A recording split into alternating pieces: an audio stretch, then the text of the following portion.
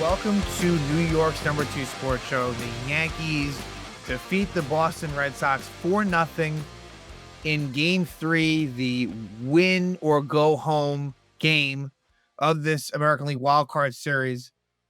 And Cam Schlittler with an absolutely legendary performance. He goes 8 innings, 5 hits, no runs, no walks, and 12 strikeouts on 107 pitches. Unbelievable. Cam Schlittler, who grew up a Red Sox fan from Massachusetts, just a special, amazing outing for him in a big spot. First rookie to ever go 8+ innings, no earned runs, no walks, and 12 strikeouts, and a bunch of other firsts as well. I mean, this was extremely, I don't know. I just, in this situation, for him to do that, it really just has you thinking, of what the possibilities for Cam Schlittler are. And look, like, it'll be interesting to see how we look back on this. Like, is this sort of the beginning of what may become one of the best pitchers in the game, or will you look back on, hey, like, remember that guy Cam Schlittler who, for a moment in time, was amazing? Like, you just never know those things, but it is very exciting for him to do this. He had been doing better and better lately, and you knew, like, again, like, the stuff is nasty, right? I mean, the guy, especially early in the game, was throwing 100, 101, kind of dipped more down to 98, 97 as the game progressed, but just his composure was impressive, not showing a whole lot of emotion, and just dealing. Total confidence. The pressure didn't get to him. He thrived off it. It was unbelievable. I don't have enough good things to say about Schlittler. It's, you're proud as a Yankee fan to see that type of performance, for a kid that comes out of your system. It's amazing. And with Schlittler, he was a 7th round pick in 2022 and, makes his debut this season after the Clark Schmidt injury and comes in, and has just really done such a great job. He made the debut July 9th, home against the Mariners, and you know he he had 2 not great outings. One that was really poor was the home against the Blue Jays, and that's ironic because that's the Yankees' next opponent. But also, at the Twins, just too many walks and wasn't very sharp. Other than that, and look, like, the Yankees won that Twins game as well. Really, it was that Blue Jay game where you really didn't feel great about Schlittler after. Now, look, like, there were other outings that weren't incredible. One that comes to mind, like home against the Rays, his 3rd start home against the Rays wasn't awesome, and the Yankees did lose that game. But, like, the point is for just a young kid like this to make his major league, debut, where the Yankees are in a playoff push, it's just really unbelievable. And I would say that his best outing of the season came last Saturday home against the Orioles. He went 7 innings, 2 hits, no runs, 1 walk, and 9 strikeouts. So I know that's against an Orioles team that, was not very good, but still, I really feel like we saw a lot of that Cam Schlittler and even more, of course, in this game. As far as the Red Sox, Connolly early gets the loss. He goes 3 2/3 innings, 6 hits, 4 runs, 3 of those earned, 1 walk, and 6 strikeouts. Early looked very good. Early, no pun intended. Pun intended. But early, first 3 innings was dealing, and honestly, even the 4th inning, a lot of bad luck. And the Boston defense really hurt them. Like, the Yankees played in the 3 games a cleaner brand of baseball than the Red Sox. We talk about that a lot, and the Yankees have been on the bad end of that. Well, this time it was Boston that was. And it's great to win this. Obviously, each time feels different, right? Like 03 and 04, there's a heightened sense for those Yankee Red Sox series, and even like 99, right? Those were ALCS, one series went away from the World Series. So, not to take anything away from 2018 and 2021, but it's a little bit different. Now, 18 was an ALDS, 21 was a 1-game wild card, and then here was a 3-game wild card. But They all count.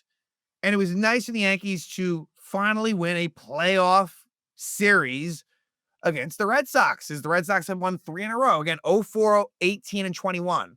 And to come back from 1-0 down, the Yankees were the first team since the rule was implemented in 2022 to lose game 1 and come back and win game 2 and 3, which more speaks to just the ineptitude of the fact that it didn't happen. And also 2020, there were 3-game series where that did happen.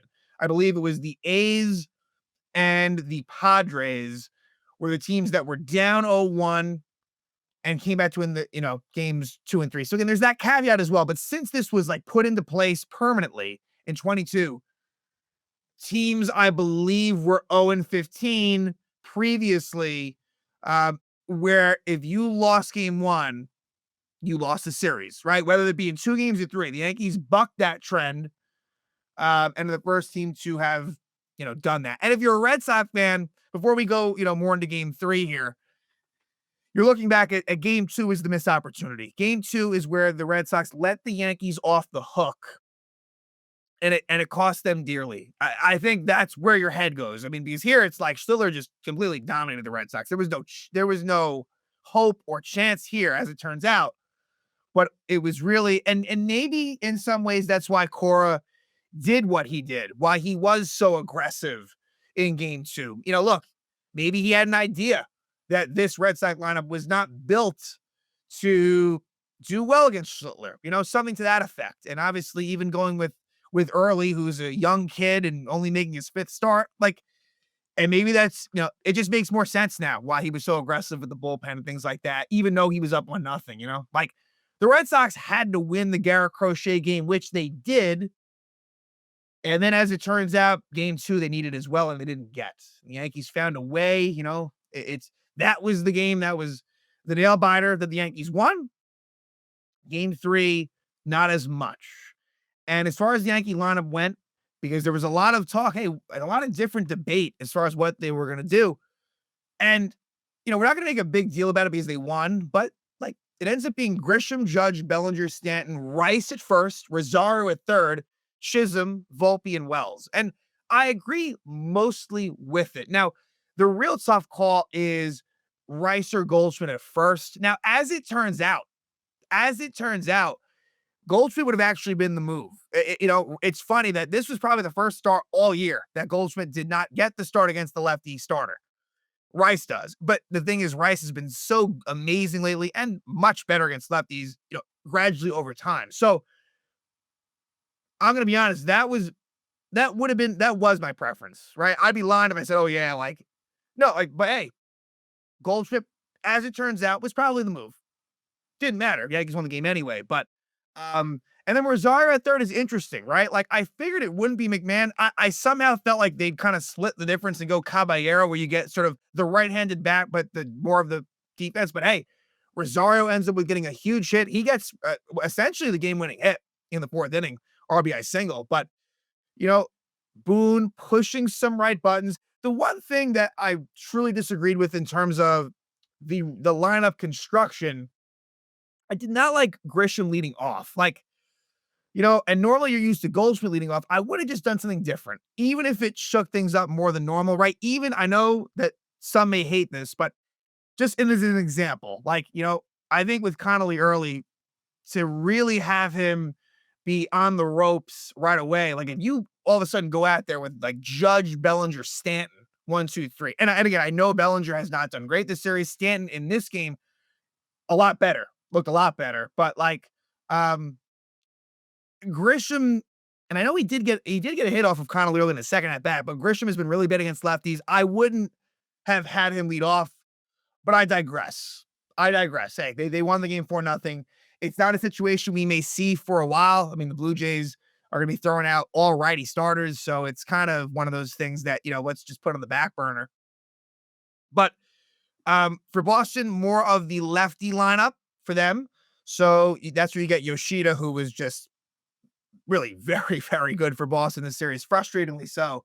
Yoshida, Nathaniel Lowe, and Willie Abreu. And so out of the lineup was Rob Refsnyder, Nate Eaton, and Nick Sogard. So Romy Gonzalez, who he stayed in the lineup and went from cleanup to batting ninth, and he moved over from first to second, is the way that it went down. Um, but yeah, what's great is just Yankees starting pitching getting off to pretty good starts. Like that was a theme. Obviously, Rodon runs into trouble at the third inning in his game, but you know, good start for Schlittler. Looked great. But hey, like Connolly early was matching him. He was, and there was a leadoff single by Yoshida in the second, but Schlittler was able to get a couple of strikeouts and a ground out to end that inning. Bottom of the second's interesting, right? So the real interesting Yankee offensive innings, it's to a lesser degree second and very much so the fourth. In the second, Stanton thought he homered. And Stanton usually has a good pulse for these things. He hits his shots left center field. That does not go out. It goes off the wall, and luckily he gets the second. He was acting like it was gone. He was. And then he turned it into a higher gear, and he does get in there. So, and he admitted that to the game. Look, like that was a bit of a bonehead move. It didn't, look, he was no worse for wear health wise, as we know it. And he does get in there safely. But unfortunately, because he didn't homer, Yankees don't score this inning, and Ben Rice strikes out. Ben Rice struggled against Connolly early. He really did. He didn't look good up there. Rosario flies out, and then Jazz Chisholm Jr. strikes out looking. So that Stanton double goes to waste. And then let's go to the bottom of the fourth. This is where the Yankees get their 4-run inning. Yankees win 4-0. It all comes from the fourth inning. Red Sox defense comes back to bite in really two instances. Specifically, Cody Bellinger doubles on a ball that needs to be caught. I mean, maybe by Ceddanne Rafaela, maybe by Willie Abreu. Apparently, after the game, Abreu said the Yankee Stadium, like the loudness made it difficult, but it dunks in there. I mean, maybe Romy Gonzalez makes a play at second. It's a play that needs to be made. And look, it's another kind of lucky hit for Cody Bellinger, who I'll say this right now, he actually was limping towards the end of the game. Apparently, he's going to be all right. It's his left foot. He says he expects to be ready for ALDS Game 1, but something to think about. And again, for Cody, who again, I think is one of the very, of course, key players and relied upon players on this team, did not really do all that well. Again, for me, he was, one of the very most disappointing, but he does get a double here. Then Stanton walks, and then Rice strikes out. Again, Ben Rice, runner on second, no out strikeout. First and second, no out strikeout, but it's Ahmed Rosario who delivers. And again, by the skin of their teeth, it's a single past the dive of Trevor Story. It was hit hard by Rosario. And it scores Cody Bellinger. Pretty close play at the plate. Bellinger's in there safe, 1-0 Yankees. Then Jazz gets a single to right center field on a play that was tough for, I don't know. I'm not going to blame Willie Abreu. I mean, maybe a really good right fielder could get there, but I don't know. Not going to go there. Stanton doesn't get a great read on it and kind of just goes station to station. So it leads to bases loaded, 1 out, and Anthony Volpe, who has just been very, very steady and good in this 3-game series, gets the opposite field RBI single to make it 2-0 Yankees. Again, Volpe, defensively excellent, and just offensively, again, I mean, it's nice to see. It really is, right? Because we've been so critical of him, and deservedly so, but hey, also giving him his credit here. Like, it's really a good trait. The fact that last postseason and then now, the way he's playing, it does speak to mental fortitude for him. It really does. And so that makes it 2-0 Yankees. And then the real big one on a long at-bat, a great at-bat by Austin Wells. And that's just been a thing for him. Like that. And that is a calling card for Austin Wells. When he is right, the at-bats can be great. And finally, on pitch 9, Wells hits a ground ball to Nathaniel Lowe that is ruled an error.